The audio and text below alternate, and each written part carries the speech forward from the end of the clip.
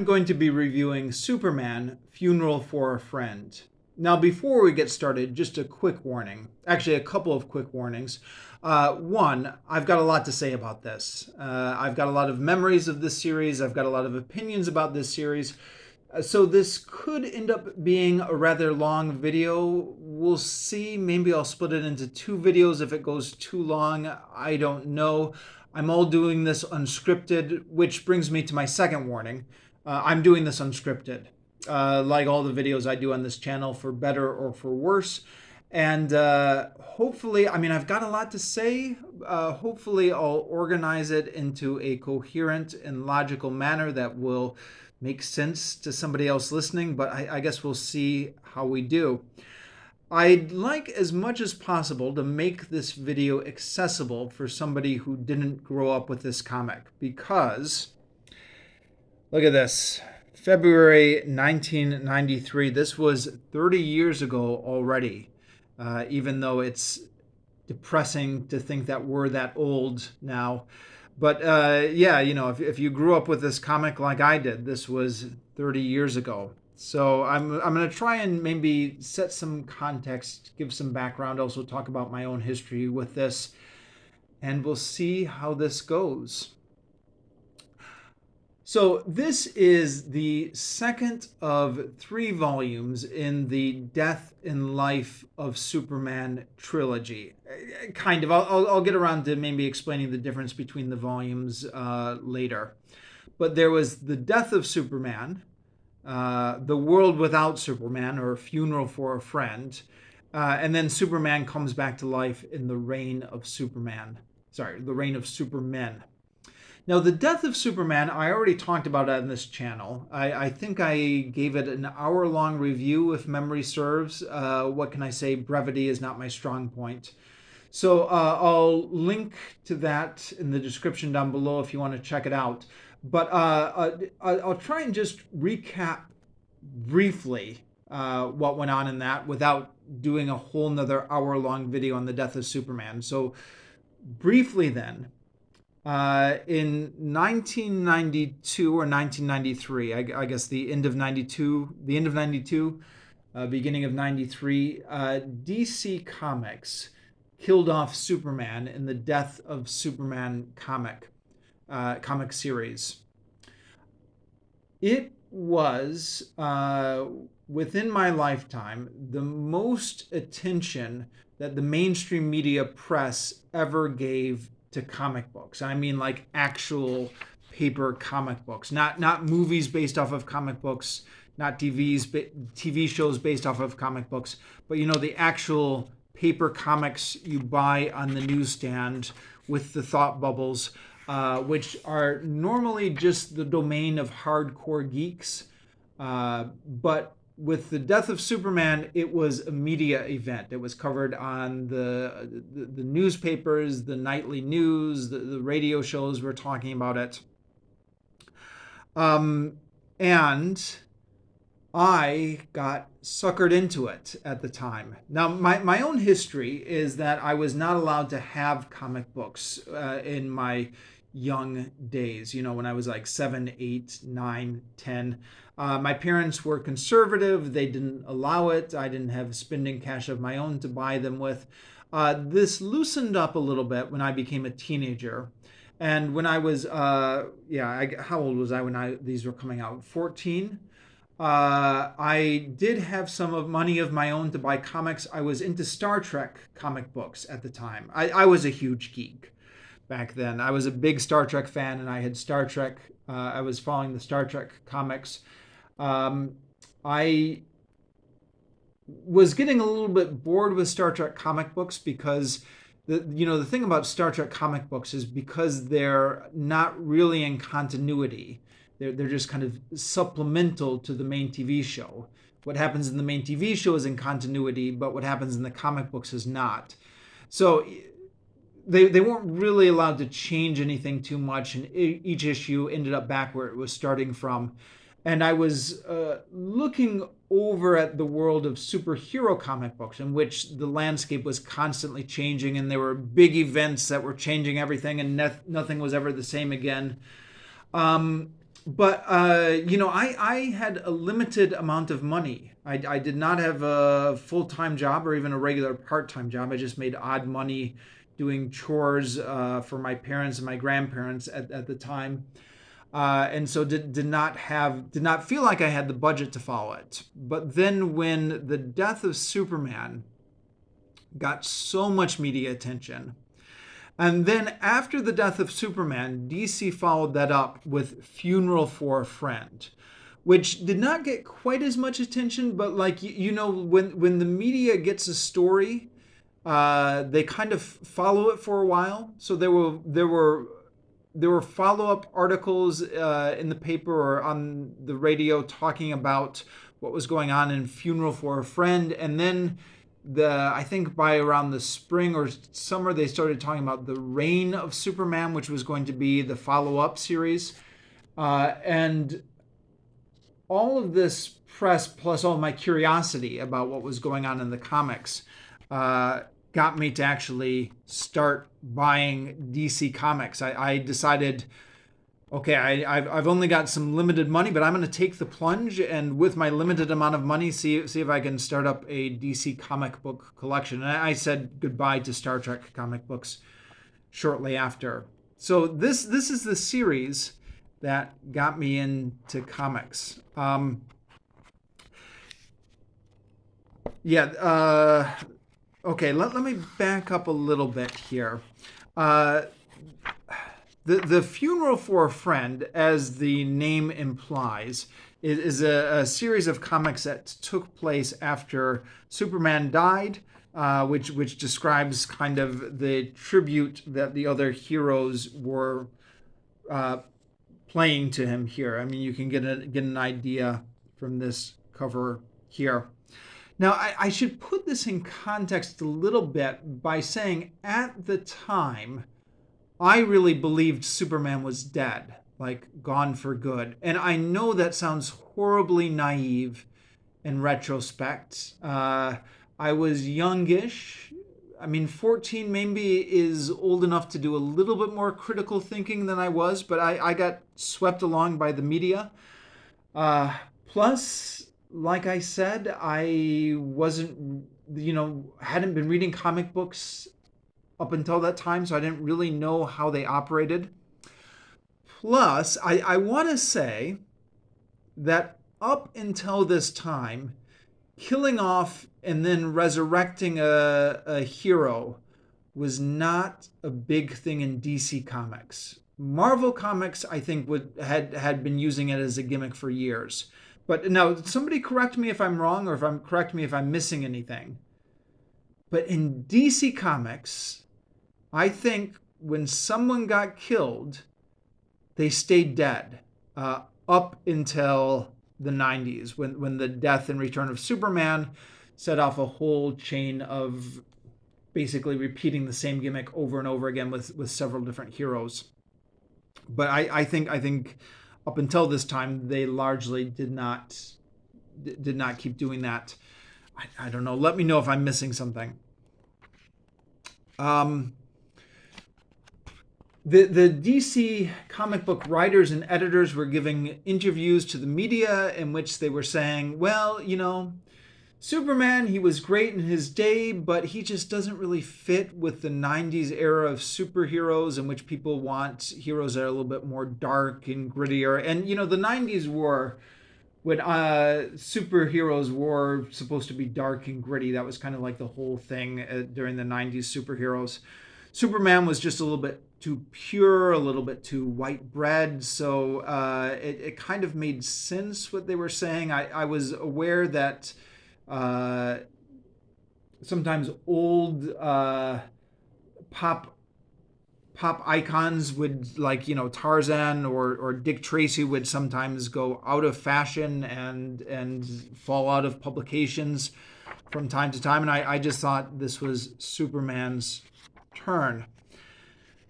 Now, how naive was I? I mean, in retrospect, I was pretty naive. Superman was incredibly still culturally relevant at this time.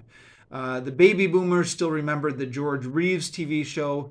The Christopher Reeves movies, which were huge back in their day, were still fresh in the cultural memory. There was a hit TV show on the air at the time, Lois and Clark, which was every Sunday night and was huge, a huge deal right at the time they were doing this.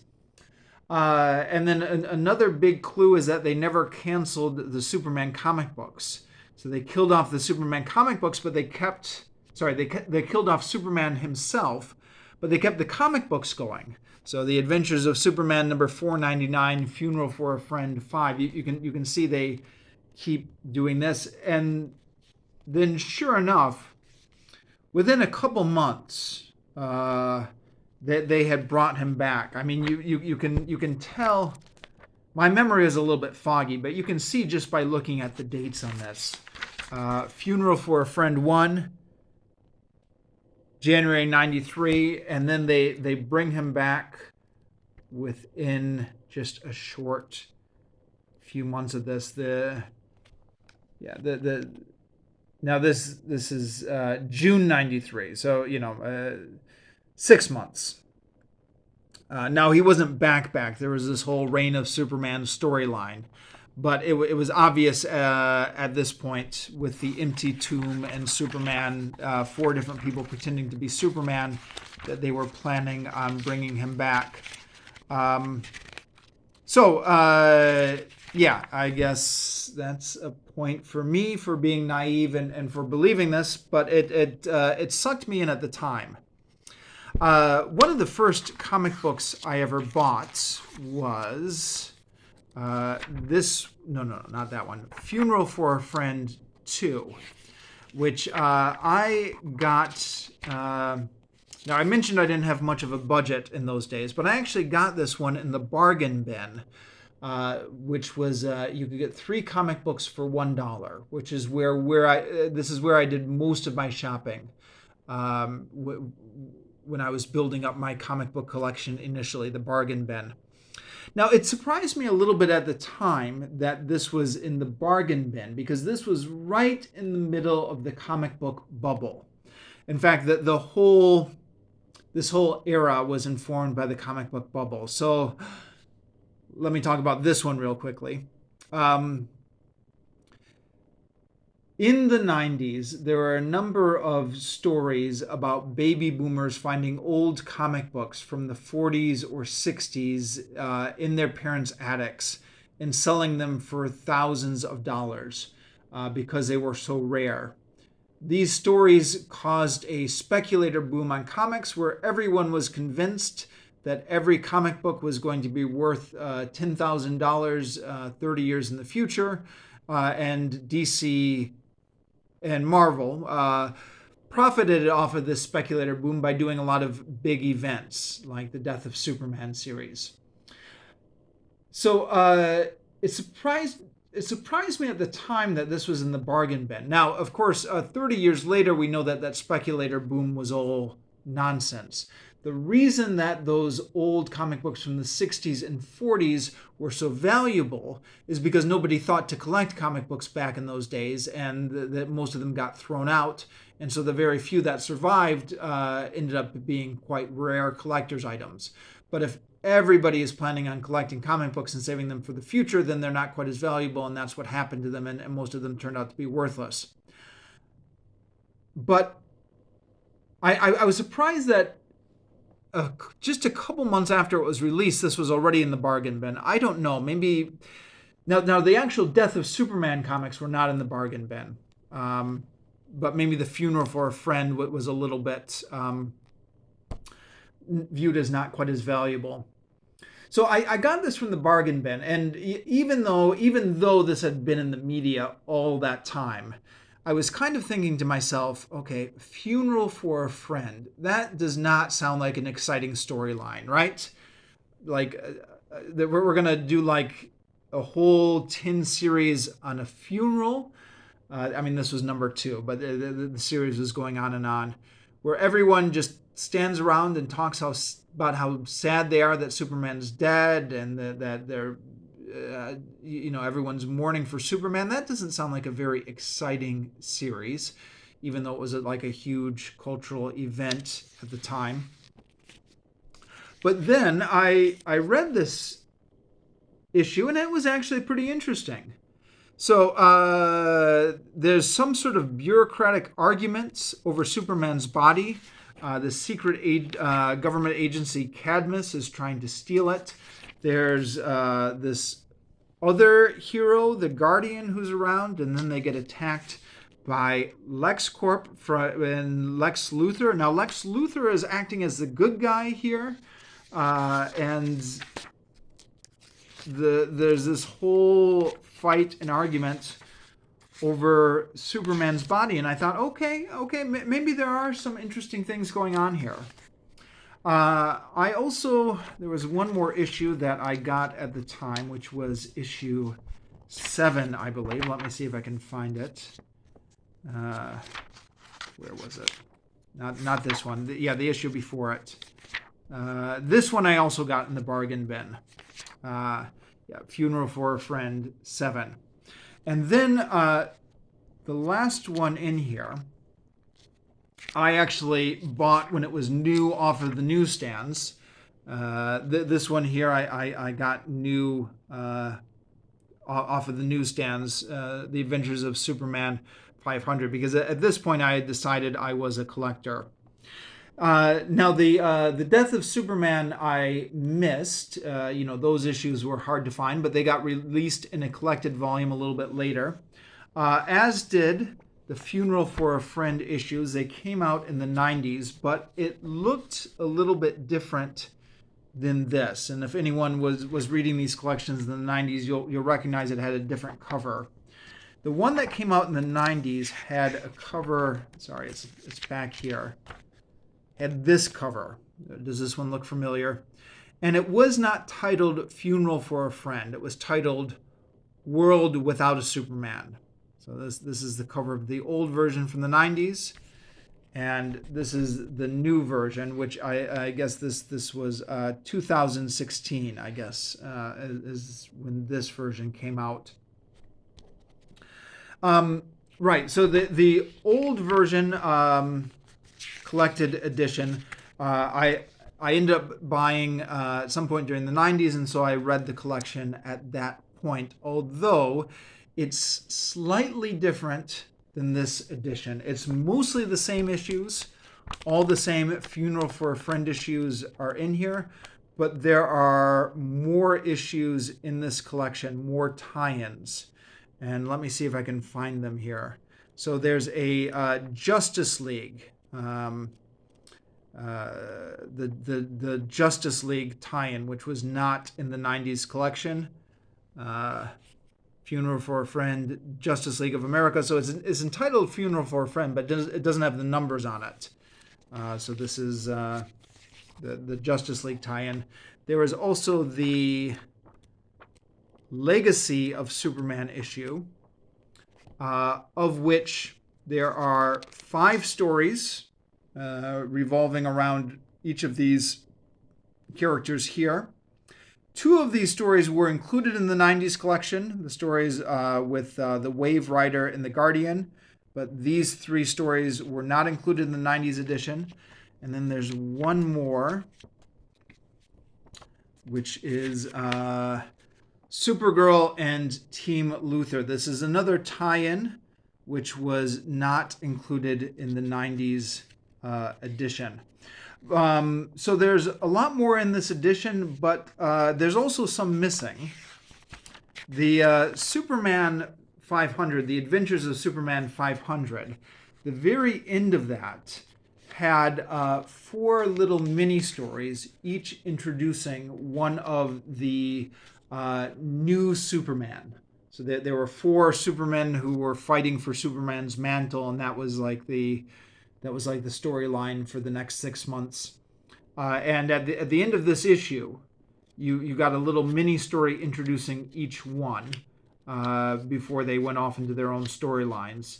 And that was included in the original World Without a Superman collection, but in this collection, they have left it out, Presumably, this one must be they include those stories have been moved over to another edition, but this one just ends with the empty tomb.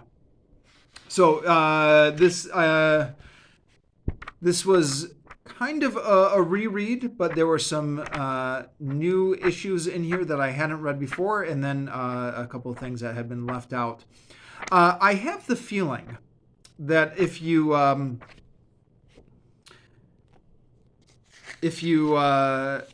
were to go back and look at all the tie-in issues that came in on at the time, there, even with the extra stuff being included here, there's probably even more stuff being left out, I think. But it's enough. It's enough. I don't know. Well, I don't know what's being left out, so I can't say if there's anything interesting being left out or not. But there's certainly enough in here to be interesting, and also a lot in here that's not so interesting.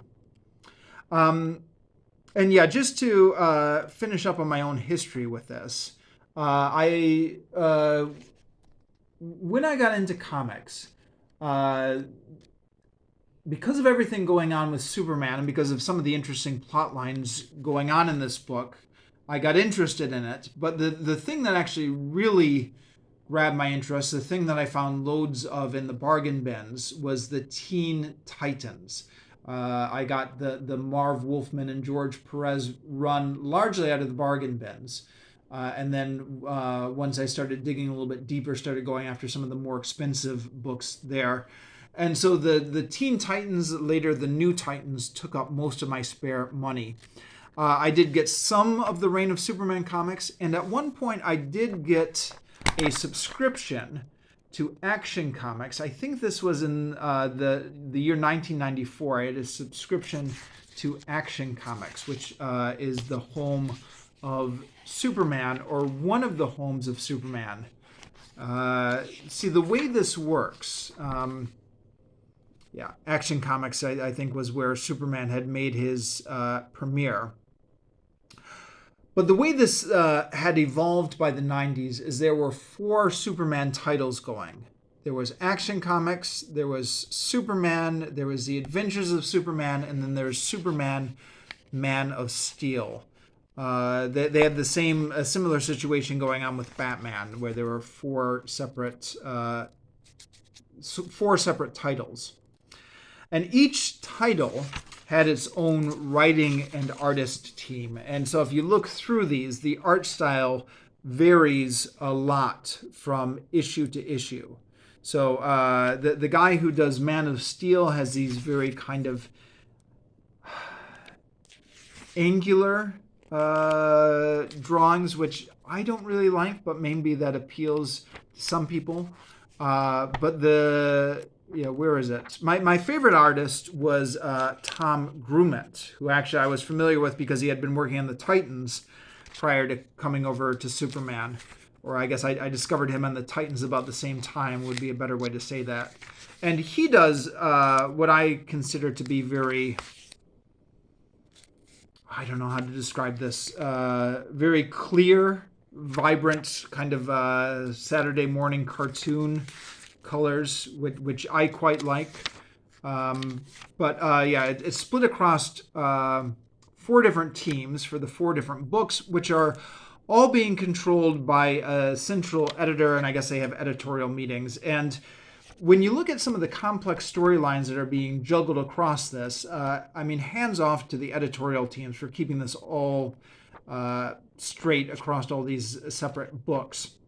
But point being, when I had a subscription to Action Comics in '94, I would get it once a month, and I would get 1/4 of the storyline. So I was able to just kind of get glimpses of the storyline, and that's how I viewed You Dig Comics. I don't know who had enough money to follow every last single Superman comic book. Certainly not me when I was a teenager. But every time you bought a comic book, you were always aware that there were back issues and tie-ins and crossovers. that you weren't able to follow because you only had enough money for a certain amount of comic books every month. And so you would just get part of the story, and you would get some sort of satisfaction by knowing that there is a fuller story out there somewhere.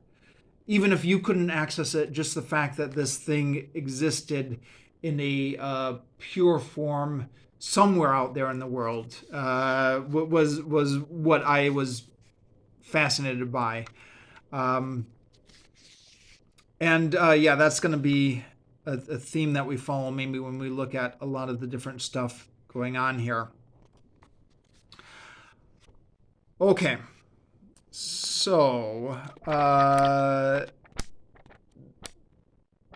let's get in and look at the storyline. Now, there is a lot of stuff that is really cool about this and some stuff that's not so cool. And maybe it would be simpler to talk about the stuff I don't like first, because that's going to be a little bit shorter. First of all, I mentioned that the idea of everyone standing around moping about Superman being dead does not actually end up being the plot line. There are some plots about the fight over Superman's body. There's some interesting stuff going on, which I will get to in due course. But a lot of it is just people standing around being sad that Superman died. And that is less interesting. I mean, now granted, if Superman did really exist, people would be sad after he died. Like I'm sure it makes logical sense within the world that this is located for people to be sad that Superman has died. But in terms of the stakes of a story, unless you're going for a Greek tragedy when everyone is kind of singing along with the chorus about how awful fate is, you've got to give the audience a little bit more to read than just people standing around being sad when Superman dies. Again,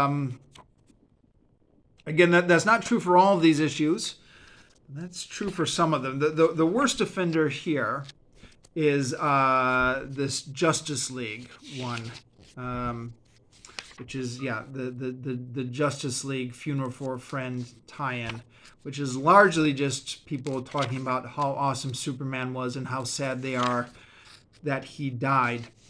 Now, this was kind of permissible at the time because, like I said, a lot of us didn't know that Superman was coming back in 6 months. Maybe we were naive, but or maybe I'm just speaking for myself, but I certainly believe, and perhaps a few other people believed as well, that they were really getting rid of Superman and this was the end of his legacy. So if you're going to get rid of a character that's as big as Superman and has been as big a part of the public spotlight for as long as he has, then maybe you're justified in having a few issues kind of reflecting on his legacy. But if you're just going to bring him back in 6 months, then why am I reading this? It had maybe more of a resonance at the time, but it hasn't aged well. Plus, a lot of this dialogue is just really awful. So look at this. So it's a Justice League. They're all zooming in one after another to talk about how great Superman is. Batman comes in and he says, Superman and I had a rather unique relationship. Of all the men I have known, super or otherwise, he was the one I respected the most. Batman and Robin. Superman and the world deserved a better fate. But my experience has taught me that Lady Death is the most impartial of judges. That has nothing to do with it. If we'd been there, we would probably be dead as well. Doomsday had already vanquished you. Superman knew the odds and knew the game might end this way. When someone close to you dies, all you can do is use that death as a force for good. Superman deserves that. And then Green Lantern, I still feel numbed by the news. Feels just like yesterday Superman and I got together and decided to rebuild the Justice League, blah, blah, blah, blah, blah. Yeah, you get the point. This is not great dialogue. You get the sense that the writers just did not know what to do here. That they had to have the characters standing around eulogizing Superman, but the writers were just not cut out for working any kind of drama or pathos out of these speeches. It's just there are a lot of moments in here where you definitely get the sense that the writers were not up to the task of working out the pathos that they're supposed to work out in these scenes. Now, to be fair, I think this was not known at the time, but it's come out since then, that the reason that this whole storyline came about is because they were planning on having Superman and Lois Lane get married. But then Superman and Lois Lane got married on the TV show, so they had to axe that storyline, and they had nothing prepped. So killing off Superman was a Hail Mary that they pulled out of nowhere to just because they had no other ideas to replace it at the last minute. So maybe that explains a lot of what's going on here. But yeah, you get the sense that they were not prepared for this. Here's another one that's not so good. So they're watching here. There's this is Adam Grant, and this is what's his name, Jose de Luiga, the gangbuster. Superman's death is being announced. Adam, your mom just said that Superman was dead. Yeah, big deal. Most of the kids at school thought he was a big weenie anyways. Hey, I love this cartoon. Darn it, Adam, what's wrong with you? A man may be dead and all you can think about is your own pleasure. Superman was a friend to us all. I didn't mean nothing, Jose. Ow! Sob, you big jerk. Adam, wait, I didn't mean to snap, but... Okay, so... Again, you can see this is written by somebody who doesn't seem to have a grasp on how real human drama works. Now the what they're going for here, something that they had also set up in the Death of Superman storyline, is that the kids don't think Superman is cool anymore, which is a reflection of what was actually going on in pop culture, where Superman wasn't as popular as he used to be because the 90s were all about dark, gritty, edgy comics. And so there was a perception that maybe Superman wasn't as cool as he used to be. And so they would write that into the comics with the kids in the comics talking about how Superman was a big weenie. In my opinion, it doesn't work because certainly in our world, it was possible to view Superman as a boring superhero. But in Superman's world, if there really was a Superman and if he really was alive, then he wouldn't be viewed as a big weenie. He would be viewed as a god on Earth. There are maybe interesting different storylines you could do with that would have some element of realism about it. But having the kids all think he is a weenie, to my mind, I don't think that works. Now, speaking of dark, gritty, edgy 90s comics here, well, we're talking about Adam Grant, who's the son of Cat Grant, who's one of the reporters at the Daily Planet, Clark Kent's colleague. Within a year, by 94, he got killed off by the Toyman. Now, the Toyman had always been like a whimsical Superman villain. Kind of, he liked to make different toys to amuse children. He would get into mischief. Superman would have to untangle the mischief from the toys he made. But that kind of Silver Age whimsicalness was all gone by the 90s. It's got to be dark and gritty. So not only was that whimsicalness gone, but now the Toyman was killing kids, and including killing a kid who had been in the comics for some time, Adam Grant, the son of Clark Kent's co-worker Cat Grant. and you had to have the whole breathing thing and stuff like that. And I mentioned that maybe for context about the tonal dissonance that they were trying to thread throughout the 90s between having kind of fun comics and trying to get into that dark, gritty comic. And sometimes they threaded the needle well, and I'll try and give credit to that when I get around to it. And sometimes they didn't. I think killing off this character, even though it doesn't happen in this edition, it happens like a year later in Superman continuity, was a low point. But it just maybe illustrates where comic books were at this point.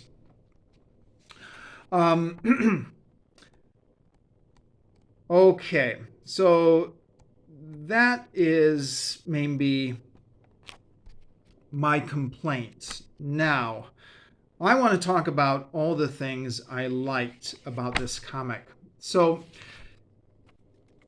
what's interesting about this comic is they're able to keep it going for, how many pages is this? Some 350 odd pages, close to 400 pages, without any Superman.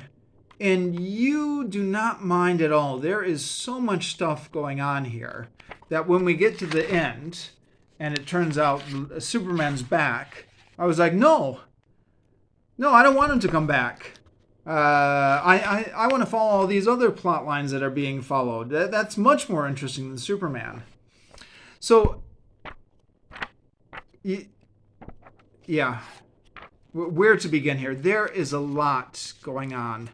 And this, as I said before, this series was my entryway into comics. So this was where I was getting a sense of what comic books was like. Like I knew superheroes. I knew Superman from TV, the Super Friends TV show, the Christopher Reeves movie. I knew Perry White. I knew Jimmy Olsen. I knew Lois Lane. But who is this guy? What is he doing in here? And then there are all these weird characters.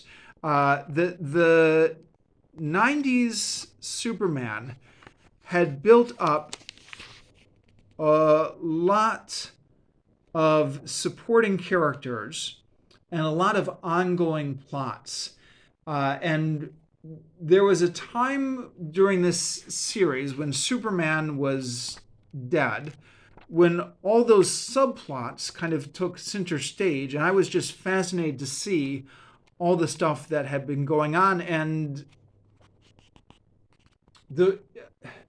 it was a level of complexity and storytelling that I was not used to. I was used to cartoons, like the Adventures of Batman cartoons, or Batman the Animated Series, where you had a half hour, everything would wrap up in a half hour. There was no ongoing storylines. There was not there were some supporting characters, but not like this elaborate cast of supporting characters. And like I said before, my view of it was, as a reader, you were only allowed to get certain glimpses of this because you could not afford to follow the whole story, and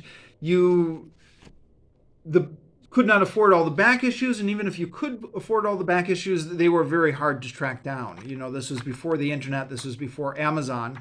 Tracking down back issues was just kind of going to the comic book store, and there would be like some boxes of back issues you could leaf your way through, but it was touch and go what you would find. And because of the speculator boom going on at the time, back issues were very expensive.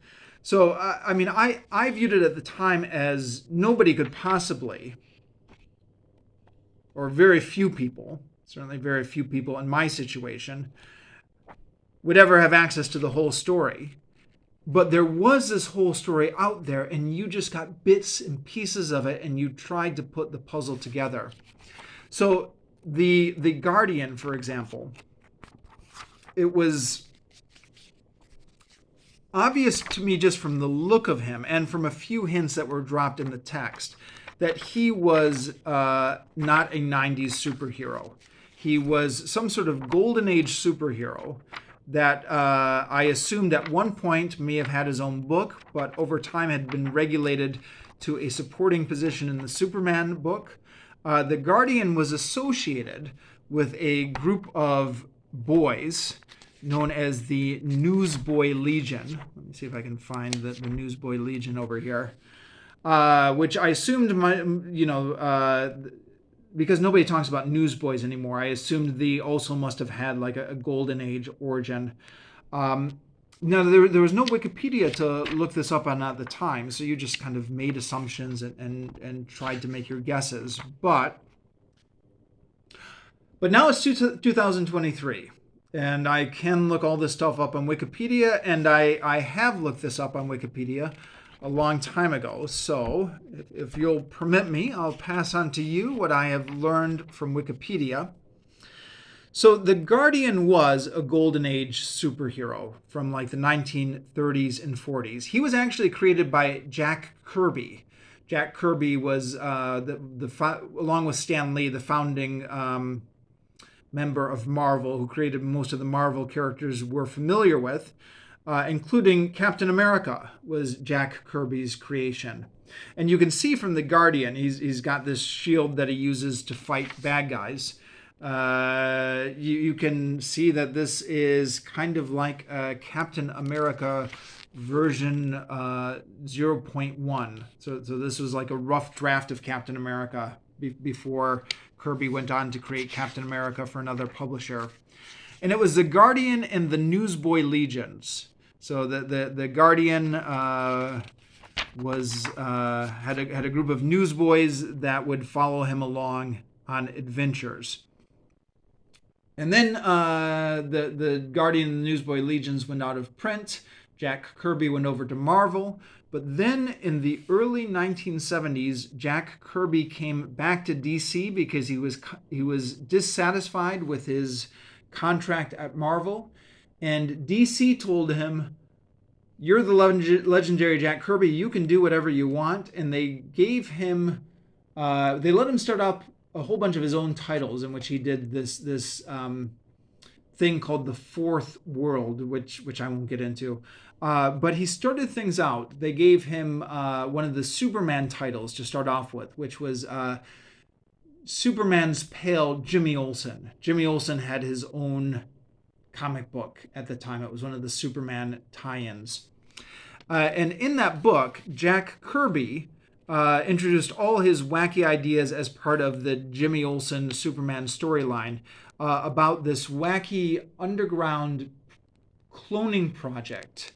And in that, he brought back the Guardian and he brought back the Newsboy Legions. Now, at this point in comic book time, in the 1970s, it was before they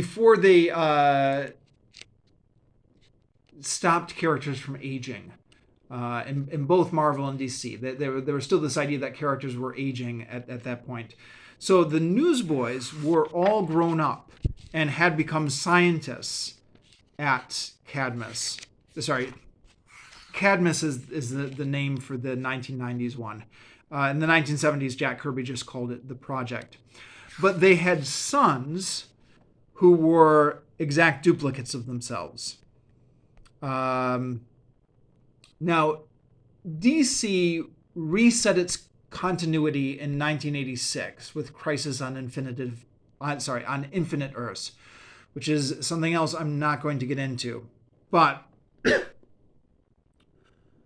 after they reset their continuity, then they had to reintroduce all the things that had been in the old continuity. And in the Superman comics, in the late 80s, they reintroduced the cloning project. They gave it a name this time called Cadmus. They reintroduced the Guardian and Duplex, who had been another Jack Kirby character. This is one of the DNA aliens who was created by the cloning manipulating the DNA. And reintroduced the Newsboys, now as adults, who are working in the cloning facility. But instead of having the young Newsboys be their sons, it was decided that they would just be clones. And that kind of makes more sense, I guess, because in the way Jack Kirby did it in the 1970s, they were sons of the original Newsboys, but they also functioned as like their exact duplicates. It makes a bit more sense if you're gonna if that's what you want, to just have them be clones. And I actually back in 2008, DC republished those volumes as what they called the Fourth World Omnibus. And I actually tracked down and bought the first two and read those issues just because of my fondness for all this wackiness with the Guardian and the Newsboy Legions and the whole cloning facility. So I was that was interesting to kind of compare the way they were presented in the 70s and the way they were presented in the 90s. But yeah, that's with the benefit of Wikipedia. When I was first reading these issues in the 90s, I had no idea what was going on, but was just trying to piece it together. And I thought at the time the idea that there were the adult versions of the Newsboys, but there were also the kid versions of the Newsboys who were clones of each other, and they were running around in the same storyline, was one of those ideas that was so wacky, it was kind of cool, if you know what I mean. I mean, it's a kind of idea that you're surprised would get the green light. Somebody would say, no, that's too silly. We're not going to have the Newsboys as adults and the Newsboys as their clones in the same storyline. That's way too confusing for new readers, or blah, blah, blah, blah, blah. It's just kind of a stupid idea. But they went with it, and it's so stupid that it's kind of cool. It always struck me to be as just, yeah, this is what we're going with. We're going with this crazy far out idea of the clones of the Newsboys and the Newsboys as adults, both operating throughout the same storyline. It also, I was mentioning before about the 90s being the dark and gritty era of comics. At least that's what it had a reputation for. But within that, you had this throwback to this era of comic books in which you did have kind of gangs of kids around. This artwork, by the way, is not the best. I mentioned at the top of this earlier in this video that the art style varies from artist to artist. The artwork here on the Newsboys isn't great. There actually should be. The Newsboys figure prominently in the Superboy storyline because they're the ones who break them out of Cadmus. And that should be featured at the end of Superman, The Adventures of Superman 500. But like I said, they cut that out from this version for whatever reason. Okay. Anyways, so you've got all that wackiness, but you've got on top of that an interesting level of moral ambiguity, because you've got in Cadmus, the Guardian is working in Cadmus. The Guardian is actually himself a clone. He's a clone of the original Guardian, which explains why he's still young enough to do superheroing, but that's a whole nother story.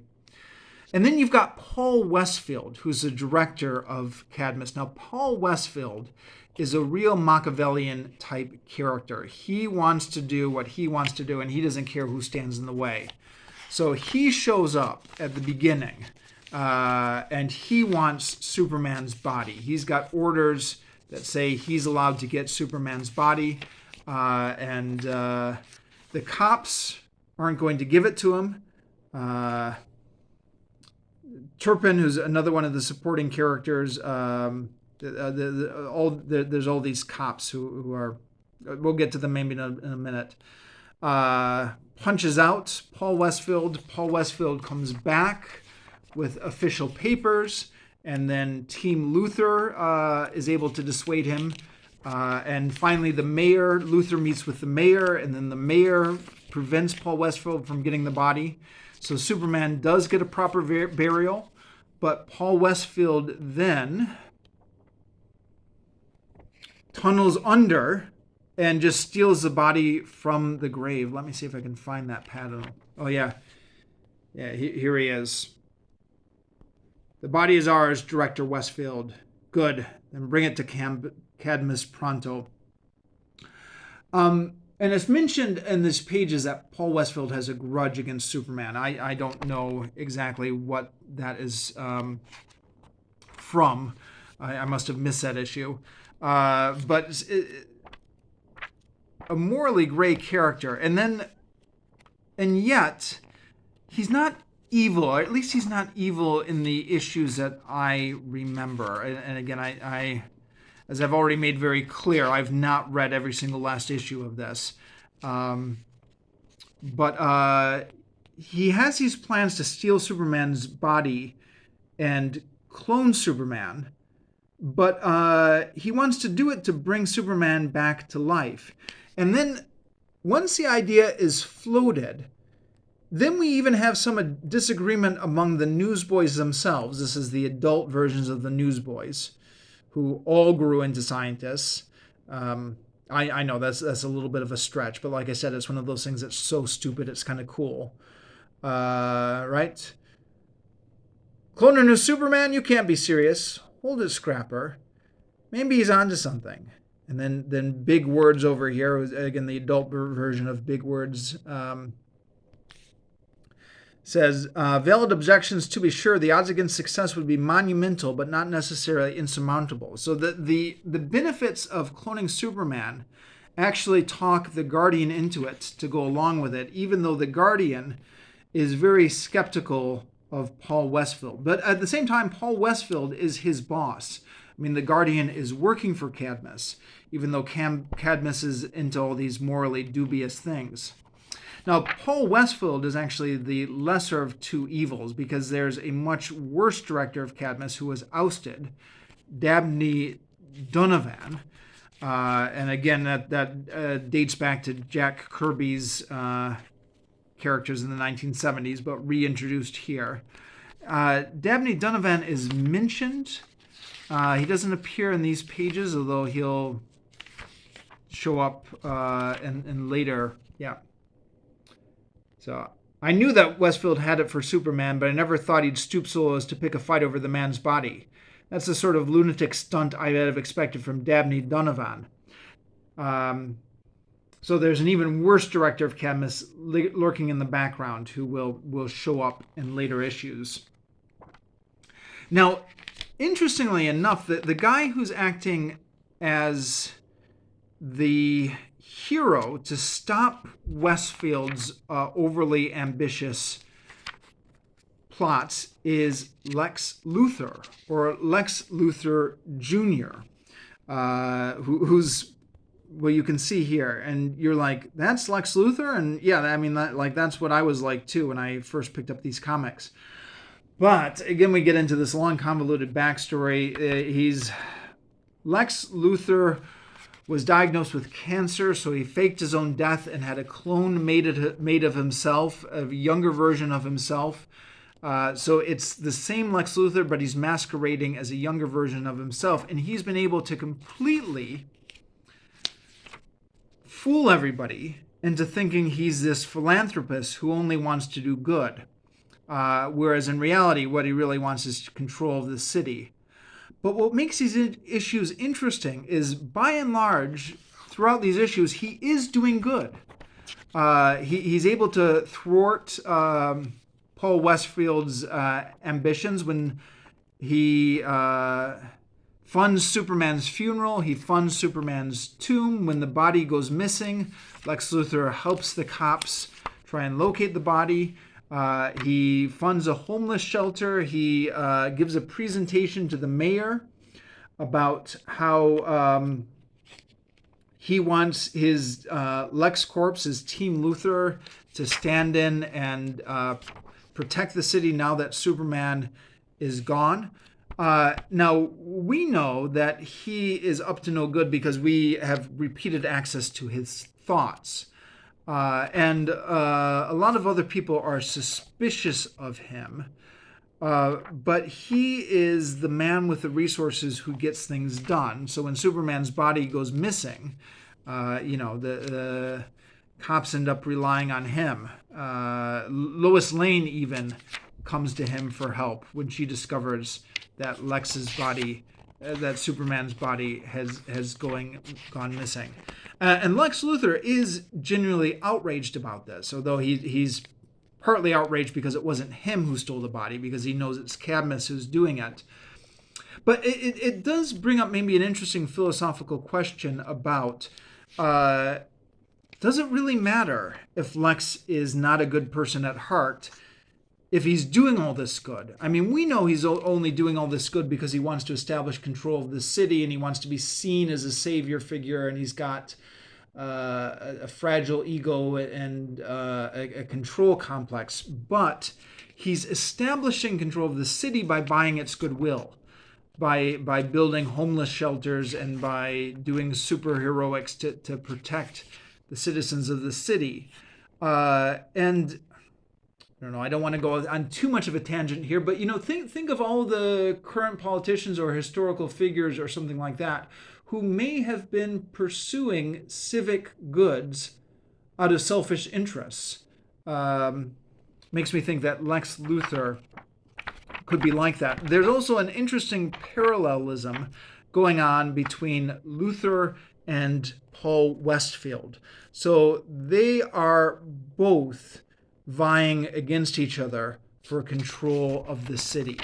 Let me see if I can find it.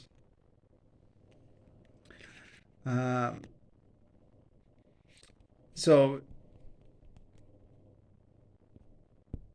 Westfield has been ordered not to touch Superman's body by the president. Within the context of this comic book, Westfield is working for a government agency. The Cadmus cloning facility is a government agency. So he says, "Sir, do you seriously think that Westfield would defy a direct presidential order? Don't be an idiot, Sidney. Westfield would circumvent an order from God if it suited his purposes. So would I. It's a pity you had to..." Yeah, so they talk about terminating the mole he had in Cadmus. It's set up here, and I don't remember exactly the page number, but it's set up in a few other places that Luthor views himself as a parallel to Westfield. They are both masquerading as benevolent people, but they have ulterior motives. Now, Westfield is doing a little bit worse of a job of masquerading as somebody who's nice, even though Westfield, presumably, I think, it is not pure evil. Luthor really is pure evil, but it does a much better job of masquerading as nice. That parallelism between them, and then the secret covert little war they're fighting with each other to gain control of Metropolis all through this, I find very interesting. Now, Luthor does kill his karate instructor. He's angry at her because she gets a kick on him during the karate lessons. So he says, "Nobody does that to me, nobody." And so there's a panel where he sneaks into the women's locker room and kills her. As far as I remember, this was referenced several times in subsequent issues, the fact that Luthor had this woman murdered just out of pure spite, but didn't pay off in any plot points. But the point was, it was the writers saying to yourself, look, don't forget Luthor's pure evil. We know we've been setting him up to be a force for good in these last few plot points, but that's just because he was up against people who had other agendas. Don't forget he's pure evil. I think this was a little bit of a misstep, to give my opinion. I think this was subtlety out the window, and especially because, if memory serves, this little plot point didn't go anywhere. It could easily have been cut out, and we could easily. I think the Luthor would have been more intriguing with more of that moral ambiguity intact, just as an evil person. Maybe moral ambiguity is the wrong word, but his status as a civic leader more ambiguous, as an evil person who was doing good. Now you can see from these panels here that this Supergirl keeps popping up next to Lex Luthor. This is because at this point in continuity, Supergirl is completely bamboozled by Lex Luthor. She believes that he's good. He's done such a good job at projecting that she's completely fallen in love with him. This is also a different Supergirl than the Silver Age Supergirl, but I don't want to get into all that. I'm an hour into this review already. I guess the point being, there is, you know, for a 14-year-old kid reading these issues for the first time and looking at all these wheels that are set in motion. And I haven't even gotten to half the stuff in here. There's also Gangbuster. Gangbuster is maybe one of the least interesting story arcs going on here. One of the least interesting minor superhero characters. But he's another vigilante who's operating in the shadow of Superman, who kind of comes to the fore now that Superman's gone. Again, like all these other characters, he's been established prior in Superman continuity. He's portrayed as being wound a little bit too tight and just kind of losing his grip on sanity. One of the cops is trying to reel him in gently, but he just keeps taking risks, and it ends with this confrontation on the rooftop. As far as memory serves, this particular plot line didn't really go anywhere once we get into the reign of Superman. A lot of these plot lines actually didn't go anywhere, at least didn't go anywhere immediately. They kind of all stalled when we get to the reign of Superman. And then there's the Underworlders.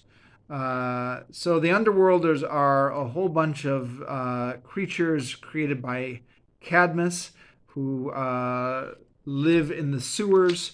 They are, well, they're very varied. But you have this frog who can carry people in him, Neepnose, who can allow people to phase through solid objects, this telepathic seal who can't talk but can touch you and communicate things to you. And I mean, this is another example maybe of the what I viewed at the time as the tonal dissonance. So you have the dark and gritty superhero comics, but then you have all these kind of cute animals in the underworld. Now, exactly what is happening to the underworld is a whole nother plotline. They're created by Cadmus, but they were created by Cadmus under the previous director, Dabney Donovan. Paul Westfield, the current director of Cadmus, really wants to just wash his hands of them. So they're neglected in these tunnels. And they end up, there are a couple different factions of the underworlders. There are vengeful ones who want to seize control or get revenge on the humans, like Clawster, who appeared in the Death of Superman comics and serves as an antagonist. But there are also the ones we were just looking at, and then who are much more harmless or benevolent. And then one of the Cadmus people sets off this bomb in the tunnels when Luthor and Supergirl and the police are looking for Superman's body. Just the same old love, a little caution is, eh? Harpison, there's some manner of unexploded charge here. What, Mr. L? Get back! Boom! So, you know, this is another example of the shadow war between, or maybe not even shadow war, but the ongoing power struggle between Luthor and Paul Westfield, or Cadmus, as this bomb is here in the tunnels, which causes the river to flood into the tunnels, which causes the underworlders to get flooded out. Now, because of the way this is edited, we lose... We have a few issues in between there where we kind of, at least I did, forget about the flood in the tunnels. But here we come back to it. and the underworlders are looking for shelter because their tunnels are being flooded out. Now, eventually, they end up seeking shelter in Luther's homeless shelter. But they just end up scaring the other residents, and Supergirl has to come in and diffuse the situation. And then, how far do you think Underworld reaches Lex? How many monsters with powers are down there? I don't know, Love. Oh, by the way, this whole Love thing is because Lex Luthor Jr. is supposed to be Australian. Yes, okay, it's another thing I won't get into. But I promise you, as sure as my name's Lex Luthor, I'm going to find out. So again, we have another conflict set up here, where there's the Underworlders, there's Cadmus, there's Luthor, who wants to find out what's going on with the Underworlders. There's Cadmus, who has a responsibility for the Underworlders but is not taking care of them. And I haven't even gotten to half the stuff going on in here. Granted, some of it is more interesting than others. I'm focusing on the stuff that... here's another example. So Cadmus has the body of Superman. The newsboys, as adults now, the newsboy scientists, are able to approximate the code of his DNA. Westfield wants it, but then they won't give it to him. It's a little bit... This is a little bit of a plot hole, in my opinion. Why do they create it if they have no intention of giving it to Westfield? But then Westfield is fighting with his own directors over the code to the Superman. And then he calls in Oron, which turns out to be another clone of the Guardian. And the newsboys get the code. Then later on, Lex Luthor has been looking this whole time for a mole to put into Cadmus. And he finally gets one. Dr. Packard, who has been at Cadmus for a long time, is disillusioned with him, comes onto Luthor's payroll. So now Luthor has another angle to get at Cadmus. So, I started off by talking about the faults of this series, and there are a lot of faults, and there's plenty more I haven't even gotten to. There are slow issues in this collection.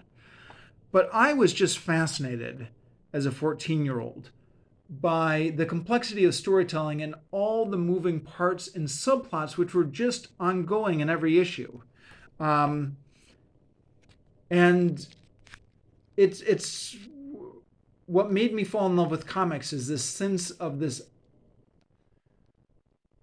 ongoing story with so many different subplots that are just kind of quietly working away in the background, but working away. To the point where, like I said before, when we get to Superman coming back, I didn't want him to come back. I wanted to stay with the fight between Lex Luthor and Cadmus and see what was going on there. And sure enough, in my opinion, it does get more boring once Superman comes back. And these plot lines do not go away, or at least they don't go away yet. That most of them will come to a head in the summer of '94. With the battle for Metropolis, which is where kind of Lex Luthor and Cadmus have it all out once and for all, followed by the fall of Metropolis, which is where they kind of destroy each other and almost destroy the city. And that was largely the conclusion to those plot lines, except nothing ever gets concluded in comic books. They just spun out in different directions. Now, here is where I think... Yeah. If I had been in charge of things, or if I could redo the way this had been done, had a time machine or something like that. If you're going to kill off Superman, don't bring him back within 6 months. Bring him back in 10 years, fine. Bring him back in 5 years, fine. 2 years, maybe fine. Let people think he's really gone, Let the dramatic weight of it sink in, and then bring him back. Now you're thinking, well, if you kill off Superman, then how are you going to keep these titles going without him? Um, but of course, you're not thinking that at all, because there are so many subplots going on here. You could totally just have the battle between Lex Luthor and Cadmus and all these other various little subplots they've got going here